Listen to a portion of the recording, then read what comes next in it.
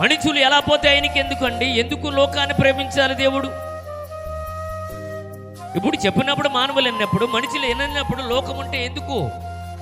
లోకములో ఉన్న ప్రజలు దేవుని మాటకి వినకుండా, దేవుని ఆజ్ఞనికి లోబడకుండా బ్రతికేస్తున్నాడు. దేవుడు ఏమన్నాడంటే, దేవుడు లోకమును ఎంతో ప్రేమించును అని రాయబడ్డాడు. ఇది మనుషుల్లో లేదు సుమి, ఇది మనుషుల్లో లేదు, దేవునిలో ఉంది.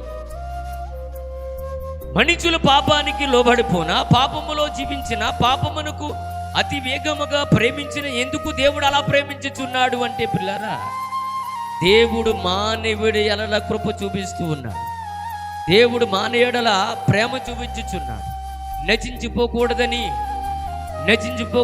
తన బిడ్డలు తన దగ్గరే ఉండాలని, తన పిల్లలు తనతోనే బ్రతకాలని, తన కుమార్తెలు తనతోనే జీవించాలని. ఇదిగో పై ఆకాశము గతించిన, ఇదిగో కింద భూమి గతించిపోన దేవుడు అంటున్నాడు దేవుడు లోకమును ఎంతో ప్రేమించునని రాయి.